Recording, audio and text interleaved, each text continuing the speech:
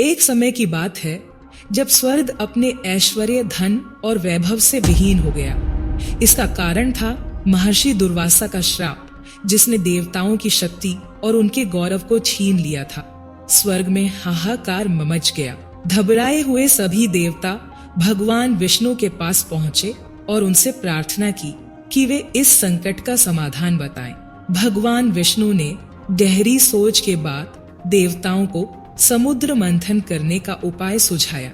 उन्होंने कहा, समुद्र मंथन से अमृत निकलेगा, जिसे पीकर तुम अमर हो जाओगे और अपनी खोई हुई शक्ति वापस पा सकोगे। लेकिन इस कार्य के लिए तुम्हें असुरों का सहयोग लेना होगा, क्योंकि यह कार्य अकेले देवताओं के बस का नहीं है। देवताओं ने विष्णु के सुझाव को मान लिया और असुरों के राजा बलि के पास पहुंचे। राजा बलि ने जब सुना कि समुद्र मंथन से अमृत निकलेगा, तो वह भी अमरता की लालसा में इस कार्य के लिए तैयार हो गया। एक नीति बनाई गई कि जो कुछ भी समुद्र मंथन से निकलेगा, उसे देवता और असुर आपस में बांट लेंगे।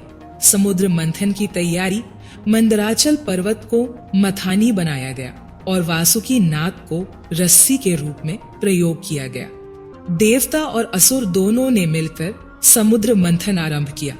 मंथन के दौरान अनेक दिव्य चीजें समुद्र से निकली। कामधेनु, ऐरावत हाथी, कल्पवृक्ष और देवी लक्ष्मी। अंततः अमृत का कलश भी प्रकट हुआ। अमृत का छल, अमृत कलश देखकर असुरों की लालच बढ़ गई। उन्होंने अमृत छीन लिया और अपनी विजय की घोषणा कर दी। यह देख देवता निराश हो गए और उन्होंने भगवान विष्णु से प्रार्थना की। मोहिनी अवतार भगवान विष्णु ने एक चतुराई भरा उपाय सोचा। उन्होंने मोहिनी का रूप धारण किया, एक ऐसी सुंदर अप्सरा जिसका सौंदर्य देखकर हर कोई मोहित हो जाए।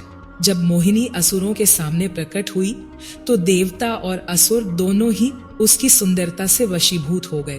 मोहिनी ने कोमल वाणी में कहा, मैं तुम सबके बीच अमृत का न्यायपूर्वक वितरण करूंगी। असुर मोहिनी की बातों में आ गए और अमृत कलश उसे सौंप दिया। सर्वसहमति से मोहिनी ने सबसे पहले देवताओं को अमृत बांटना शुरू किया।